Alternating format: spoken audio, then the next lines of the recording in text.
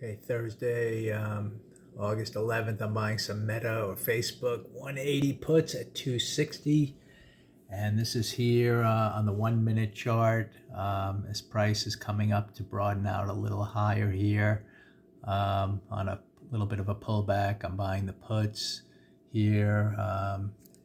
And you can see on the 15-minute chart, we've had kind of a failure day where initially from the first bar, we gapped up, moved up a little bit, failed, took out the intraday lows, kind of probed the overnight lows here for a second. That's why you're getting this pause. So I'm using this little pullback here as an opportunity to buy some puts for another move lower.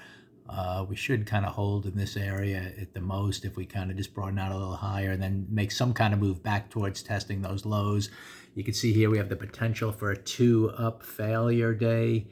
We kind of gapped up. Even yesterday, we were kind of pausing a little. We gapped up and couldn't move much higher. Today, we gapped up, couldn't move much higher. We're definitely on the downside today, intraday. So if we can get below the intraday low, we could be heading back down into this little gap here. So the low of yesterday was, the 173 area. So there's still plenty of room to move lower if we move down. And again, yesterday was the type of thing where it was kind of failing a little bit in terms of trying to move up, but we didn't really get the breakdown. I mean, we kind of held in here after this first move up, but I can sense that we really weren't following through much above the first bar. So today we had the gap up and moved down. Today is definitely more of a failure day to the upside. So that should be the high of the day. Any push up here should, roll over and make another test towards the low. So that's what I'm playing here with these puts. And again, taking advantage of a little bit of a pullback in the market. I bought the puts kind of right around here. So keep that blue line in place. I'll eliminate that one.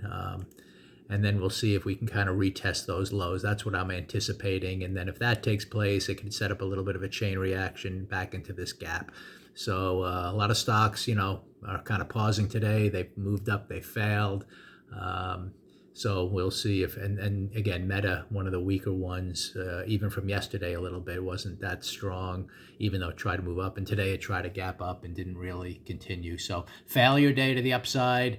Midday here, or a little before midday, looking forward to at some point roll over and test those lows again. Then we'll see how much lower it can go.